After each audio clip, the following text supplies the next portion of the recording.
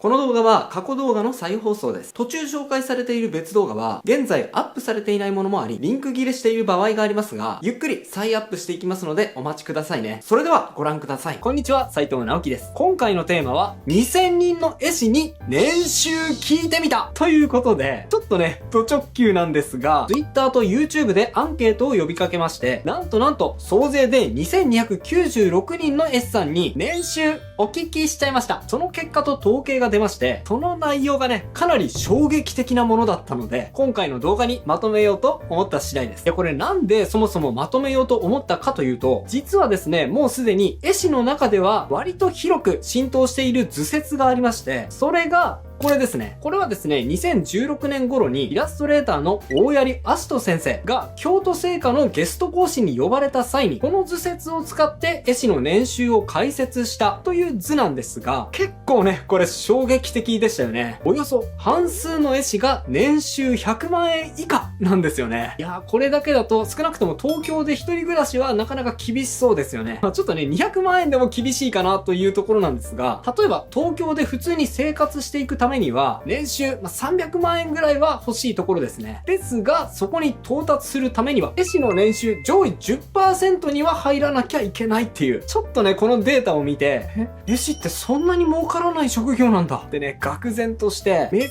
すのやめてしまった人もいるんじゃないかなっていうぐらいショックな図説だったと思います。ですが、なんかですね、僕この図に関しては最近特にちょっと違和感があったんですね。というのは、おそらく2016年頃の感覚で言ったら、これはもしかしたら正しかったのかもしれませんが、年々ですね、僕の観測できる範囲だけの話を聞いていても、肌感覚的にこのデータとはちょっと違ってきているなと感じていたんですよ。そこで今回のアンケートを取りたいと思うに至り、データをまとめてみました。もうもったいぶらずに結論先に見せちゃいます。早速見ていきましょう。絵師2296人に聞いてみたイラストレーター2021年のおおよその年収はこんな感じになっております。どどん。はい、いかがでしょうか。さっきとね、印象だいぶ変わりましたよね。年収100万円以下が669人いて、全体の 29.1%。100万円から300万円が808人で 35.2%。300万から600万が19人で 22.6%。600万から800万が117人で 5.1%。で、800万から1000万が51人 2.2%。そして1000万から2000万。ここね、ちょっと面白いんですが、ちょっと増えて78人で、全体の 3.4%。そして、5000万円以上が、これすごいですよね。16人もいて、0.7% でした。いや、皆さんどう思われました？僕はね、やっ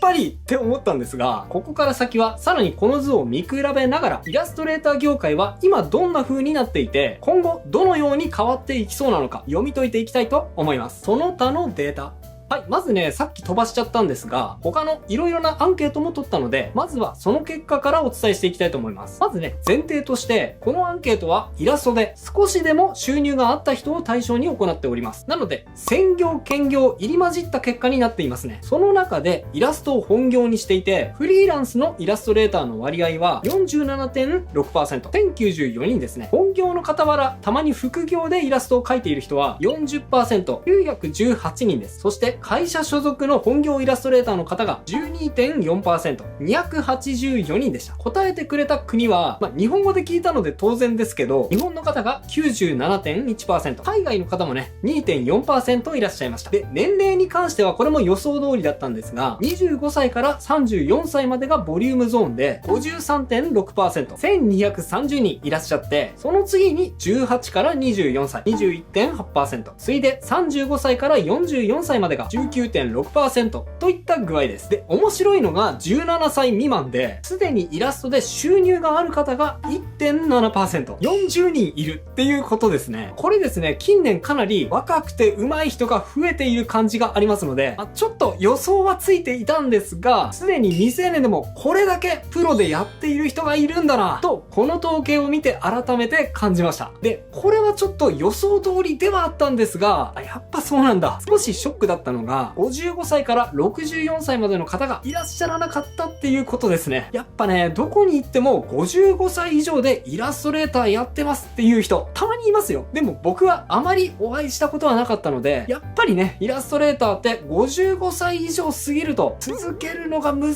しいのかなっていうことも、このデータからは感じました。でもこれは多分、今回のアンケートを取ったのがインターネットっていうこともかなりね、原因としてはあると思います。性別も予想通りで、女性が 68.9%、男性が 25.6%、答えたくないが 5.5%。まあね、やはりイラストレーターは女性がかなり活躍していますね。専門学校とか大学に行っても、クラスの7割は女性なので、これはそうだろうなっていうふうに思ってました。僕のね、YouTube チャンネルにも女性からの質問がかなり多いので、無意識に質問を選ぶともう大体女性なんですよね。これですね、なんか僕が毎回、あえて女性からの質問ばかりを受けているように見えちゃってて、ちょっとね、恥ずかしいんですけど、これですね、別に選んでるわけじゃありません。そして、創作しているジャンルも聞いてみましたが、やはりコンテンツ業界がかなり多い印象です。ゲームやアニメに関わっている方が 53.1%、次いで出版業界 11.3%、ウェブ業界 7.1% と続いています。あと、ジャンルに関しては、その他の項目を設けて自由に書き込んでもらったんですけど、YouTube 漫画や VTuber 制作、あとはコミッションを中心に活動されているなど、今の時代を反映したジャンルもたくさんありましたね。で、創作スタイルはデジタルがかなり多くて 90.9%、デジタルとアナログの併用が 7.6%、そしてその中でアナログだけで制作している人が 1.4% でしたがいらっしゃいました。プロになるにはアナログだと無理ですかといった質問がありますが、こんなデータが出ていますので、割合としてはかなり少ないですが、確実にいらっしゃいます。逆にですね、アナログでプロになっちゃったら、かなり希少な存在なので、とてもね、重宝されそうな印象を持ちました。あと、同人活動についても聞いてみました。していないという方がほとんどで、61.1% でしたが、同人が生活を潤している、もしくは生活を支えているという方が全体の 8.4% いらっしゃいます。ここはね、ちょっと意外なデータではあったんですが、今後、この部分がネックになってくるのかなっていうふうに思いましたね。この部分に関しては、詳しく後で解説します。で、最後、イラスト制作にかける時間はという質問ですが、これはかなり人それぞれ千差万別という感じです。副業の方もかなり多いので、アンケートの中身を見る限り、週に10時間未満と答えた方は、副業の方が多かったですね。プロとして本業とされている方でも、30時間から50時間あたりが一番割合としては多い感じですね。イラストレーターは食えない業界ではなくなってきている。さて、先ほどのイラストレーターの練習の図に戻って、具体的にどのようにイラストレーター業界変わっていくのか解説していくとですね、2016年の図と2021年の図、並べて比べてみましょう。はい。こうすると変化がわかりやすいですね。まず、インパクトがある変化はですね、何よりも、ここ、年収100万以下の割合が、ほぼ半分ぐらいに減っているということですね。いや、これすごいですよね。アンケートの内容を見ると、本業であっても、年収が100万に満たないという方も331人いらっしゃいましたので、この部分はまだまだ改善が必要ですが、約5年間でこのように大きな変化が起こっていることに素直に感動しました。ちなみに会社員で100万円以下という人は、当たり前ですけど、一人もいませんでした。で、今言ったこと、なんで僕があらかじめ予想がついていたのかというとですね、実際僕が主催しているコミュニティ、パレット団の中で話を聞いてみても、ある40代の会社員の方で、その方は40歳になってからイラストを始めたというとても行動力がある方なんですが、斉藤さん、最近のイラスト業界の変化はすごくて、僕もここ1年ぐらいで本業の傍ら、イラストの仕事をやって、だいたい年に100万円ぐらいであれば、普通に稼げるという感覚がありますよ。とおっしゃっていました。これ別に僕が何か彼に対して仕事を斡旋したり、そういうことをしたわけじゃなくて、自力で努力した結果の言葉なので、かなりね、希望が持てるなっていう風に、素直に嬉しくなっちゃいました。おそらく今まで100万以下のゾーンにいた人たちが、次のステージ、100万から300万と、そして300万から600万の区画に移ってきて、ここがかなりボリュームが大きくなっているような感じがしますね。この区画に属する人たちが、2016年には 38% だったのに対して、2021年現在は 57.8% に大幅に増大しております。僕も会社員を辞めて1年目は、年収300万以下のこの区画に属していたんですが、それでも東京で一人暮らしは、割と普通に生活はできました。東京でもそうなので、地方ならなおさら家賃は安いですから、今なら地方にいてもイラストレーターの仕事は問題なくできちゃいますので、そういう意味では副業でかなり参入しやすくて十分に収入の見込みがある業界になってきていると、このグラフからは感じますね。絵師は稼げる。そしてですね、ここからです。何よりもすごい変化だと思うのが、皆さんここ見てください。ここ、年収600万円以上の価格帯の人たちの数ですね。転職サイト、デューダが行った調査では、2021年現在、クリエイティブ系の職業に就く30代正社員の平均年収が412万円ということなので、600万円はそれを大きく上回った額です。5年前はですね、このグラフを見ると、だいたい 3% のイラストレーターしかそこに到達できていませんでしたが、5年後、2021年現在では、なんと 10% 近くも増えて、全体の 13.1% が、そのぐらいの収入を得られるようになっているという結果になっています。これは今からイラストレーターになろうという方にとっては、かなり希望が持てる数字になっているんじゃないでしょうか。さらに細かく見ていくとですね、5年前のデータでは、1200万円から5000万円の収入を得られている人は 1% しかいないと、この価格帯のデータはざっくりとしたものしかなかったんですが、今回調べてみたところ、これ見た時ね、やっぱりなと僕叫んじゃいました。この価格帯の高収入イラストレーター、データを見る限りかなり増えております。でもね、ちょっと意外だったのが、800万円から1000万円の人たちよりも、1000万円から2000万円の間の人たちの方が多かったという事実ですね。これもしかしたら2023年に始まるインボイス制度を見越して、今のうちに課税業者になっておこうと判断する人たちが増えてきた結果かもしれないですね。課税業者になっておかないとフリーランスとしては不利と言われているんですが、ちょっとこれに関しては長くなってしまいますので、ここでは説明を省きます。でもそう考えると、今まで節税のためにあえてこの下の価格帯に抑えていたという人たちが多数いらっしゃるということですから、おそらく1000万円以下の 2.2% の人たちも、実際は多くの方が上の2000万円以下の価格帯に属すポテンシャルを持っていると言えるかもしれません。ちょっと驚きの声を上げてしまったのが、この上の価格帯の5000万円の人たちの割合ね。いやもうこうしてみると全体の 0.7% って、かなり限られた人たちであることに変わりはないんですが、でもね、人数にしてみると2296人のうち16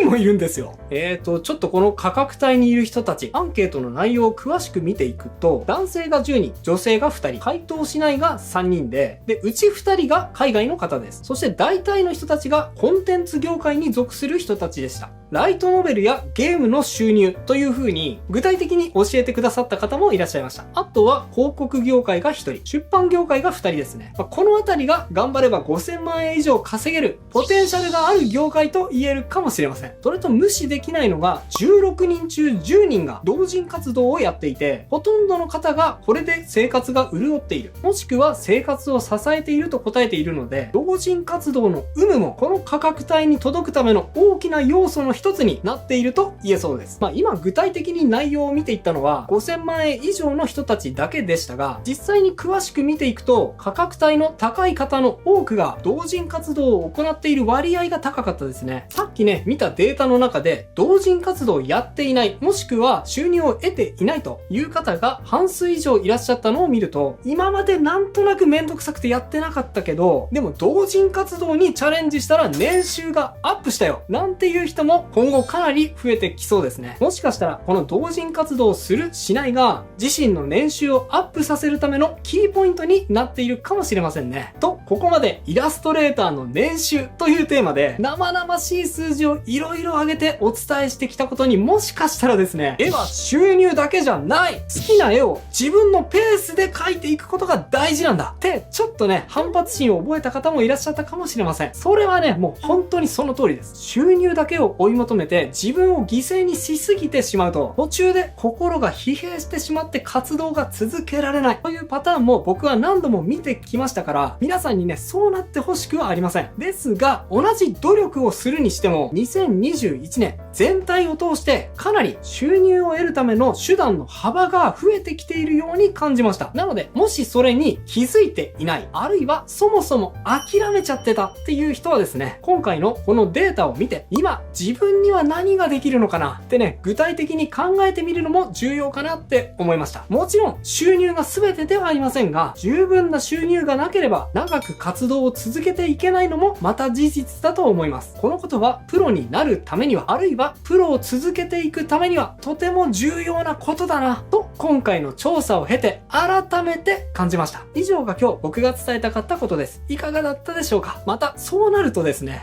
イラスト1枚の価格の相場って一体どのぐらいなのって疑問も浮かんでくると思うんですが、それについてはこちらの動画、絵の値段、イラスト量が低い理由とはで伝えております。絵を仕事にする上で1枚のイラストの値段をどうやったら高く設定できるのかというね、結構突っ込んだ内容にも触れておりますので、興味がある方はこちらも合わせてチェックしてみてくださいね。概要欄に URL を載せておきます。皆さんに有益な情報を忘れずにお伝えするために、ベル通知オンの設定もぜひぜひよろしくお願いします。それではまた次回の動画でお会いしましょう。バイバイ。ということで再放送をお届けしました。いかがだったでしょうか。新チャンネルのチャンネル登録と高評価もよろしくお願いします。